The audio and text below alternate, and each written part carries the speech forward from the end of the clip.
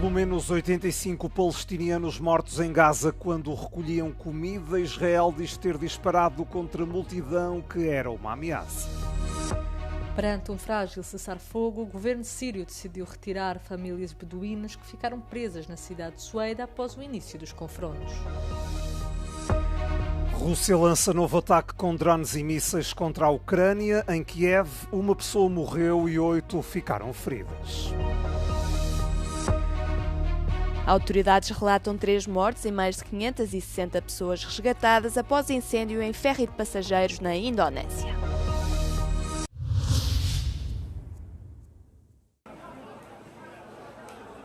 As ambulâncias tiveram de se juntar ao local por onde passaram os 25 caminhões com mantimentos.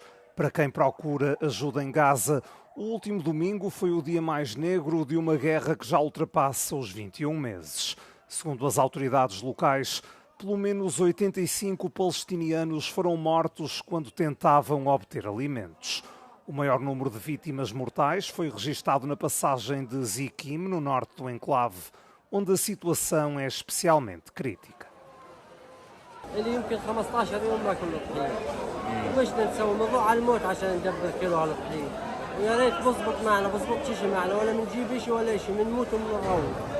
رحت على زكيم أول مرة أروح عليه عشان أجيب لقمة العيش للطحين فجأنا فجأة لو صارت الدبابات تطخ والجنود تطخ والكواد كابتر تطخ والطراد يطخ حصرنا جوا أنا صوابت في إذني وفي إيدي والشباب استشهدوا قدامي والله هيك صبات الخير الله.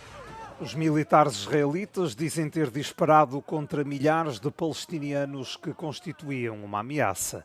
Acrescentam que os números de mortos avançados pelas autoridades de Gaza são mais altos do que os apurados pela investigação inicial. O exército do Estado hebraico acusa ainda o Hamas de criar o caos.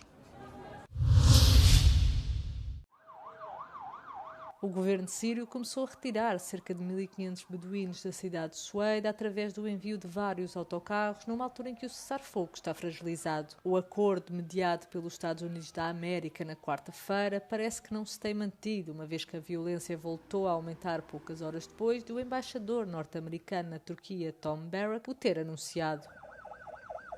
Mas a maré pode agora estar a mudar, uma vez que os clãs beduínos anunciaram a retirada dos seus combatentes da região. Barrack, também enviado especial para a Síria, congratulou-se com o anúncio e apelou ao fim dos combates. O novo governo sírio, liderado pelo presidente interino Ahmed al-Shara, foi também instado a assumir a responsabilidade pelo embaixador. You have existing minorities and tribes that have lived most of their children's lives in chaos in another government. So when things happen, they resort to their tribe. It's individual, family, tribe, and then nation last. So what's happened is horrible. It's unthinkable. And the hope is that out of this, a consolidation of these issues occurs quicker. But you have a Syrian government in effect. They need to be held accountable. They also need to be given the responsibility that they're there to do. Centenas de pessoas foram mortas em mais de uma semana de confrontos entre as milícias drusas e os combatentes beduínos. Estes confrontos têm ameaçado a já frágil posição da Síria após quase 15 anos de guerra civil. O Irão deverá retomar as negociações sobre o programa nuclear do país com 3 grandes países europeus. São eles Alemanha, França e Reino Unido. De acordo com os meios de comunicação estatais, foi alcançado um acordo sobre o formato das negociações, mas estas ainda não foram marcadas por falta de consenso sobre hora e local. O ministro dos Negócios Estrangeiros iraniano afirmou que a abordagem de Teherão para negociar o seu dossiê nuclear é mais forte do que antes. Abbas Araghchi terá falado com a chefe da política externa da União Europeia, Kaja Kallas, e com os seus homólogos do Reino Unido, França e Alemanha na sexta-feira. Espera-se que as conversações abram a porta a um compromisso mais alargado entre Teherão e o Ocidente depois da recente guerra com Israel. O conflito de 12 dias originou fortes ataques israelitas e até dos Estados Unidos contra as principais instalações nucleares iranianas. A luz do dia deixou bem visíveis os estragos de mais uma série de ataques russos contra Kiev. Na capital ucraniana, os drones e mísseis lançados na madrugada desta segunda-feira provocaram vários incêndios. Foram atingidos edifícios residenciais, uma creche, quiosques ao ar livre e uma estação de metro. Uma pessoa morreu e 8 ficaram feridas. Mas a ofensiva de Moscovo não se ficou por Kiev. Causou também fortes danos em Ivano-Frankivsk, no oeste, e em Kharkiv, a leste. Foram ao todo 450 drones e mísseis. O presidente ucraniano, Volodymyr Zelensky, diz que as investidas russas são sempre um atentado contra a humanidade. Ainda assim, Kiev não deixa o Kremlin sem resposta. O presidente da Câmara de Moscovo afirma que foram abatidos drones ucranianos na capital russa pela quinta noite consecutiva. Em Kaminolomny, na região de Rostov, deflagrou um incêndio numa estação de comboios, também após um drone lançado pela Ucrânia. Kiev propôs mais uma nova ronda de conversações de paz com a Rússia, disse o presidente da Ucrânia, Volodymyr Zelensky, no sábado. Diplomatas de ambos os países já se tinham reunido em maio e junho em Istambul para conversações de paz, mas apenas conseguiram um acordo para a troca de prisioneiros. Переговорну динаміку треба збільшувати. Треба робити все, щоб досягти припинення вогню. І російській стороні треба перестати ховатись від рішень. І потрібна зустріч на рівні лідерів, щоб реально забезпечити мир. Дійсно, тривалий. Україна готова до такої зустрічі. A proposta surge no momento em que Moscou continua a intensificar os seus ataques de longo alcance contra a Ucrânia. Nos últimos meses, a Rússia disparou mais drones numa só noite do que qualquer outro período de 2024. Entretanto, a Ucrânia também tem intensificado os seus ataques a Moscovo. Dezenas de drones foram lançados contra a capital pela quarta noite consecutiva. O presidente do Azerbaijão, Ilham Aliyev, disse que o país está a planear apresentar um processo internacional contra a Rússia. Em causa está o acidente que envolveu o voo da Azerbaijan Airlines, que se despenhou em dezembro do ano passado. O avião seguia de Baku para Grozny quando se despenhou perto da cidade de Aktau, matando 38 pessoas.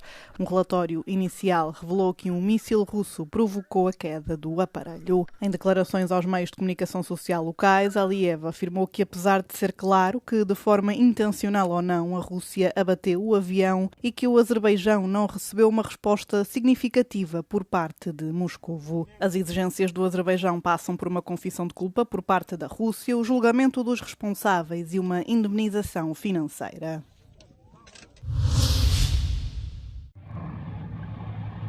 Três pessoas morreram e mais de 560 foram resgatadas na sequência de um incêndio num ferry na Indonésia. As autoridades tinham indicado, num primeiro momento, que havia registro de 5 óbitos, mas acabariam por rever o balanço para 3. Isto depois de 2 passageiros, inicialmente dados como mortos, terem sido salvos num hospital, incluindo um bebê de 2 meses. Na operação estiveram envolvidos vários barcos insufláveis, 6 embarcações de salvamento e um navio da Guarda Costeira. Sendo que muitos dos sobreviventes foram retirados do mar e encaminhados para ilhas próximas.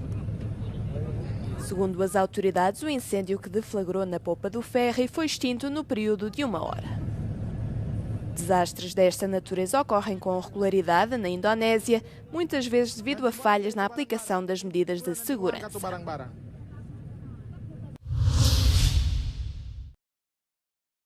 Para onde podemos ir para fugir do calor?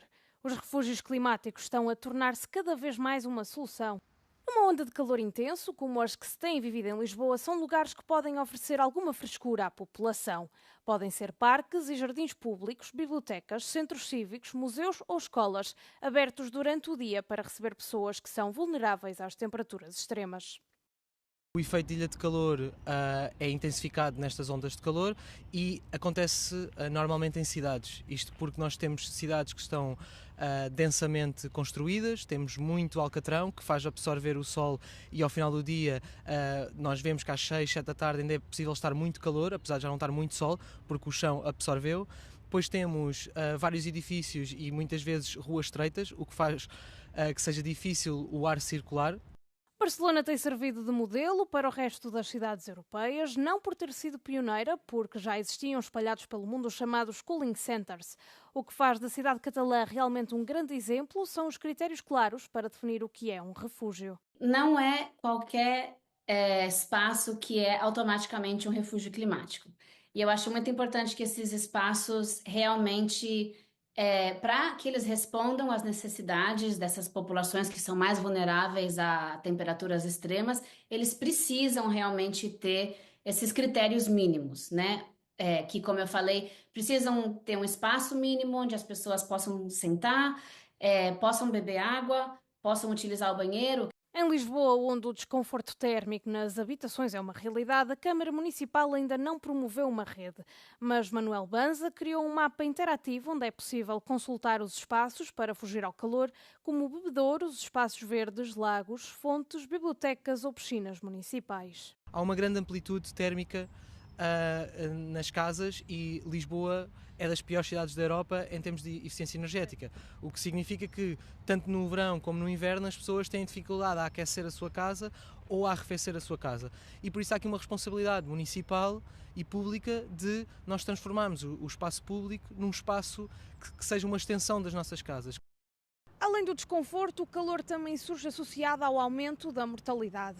Portugal registrou 284 mortes em excesso entre 28 de junho e 3 de julho, durante o alerta de tempo quente.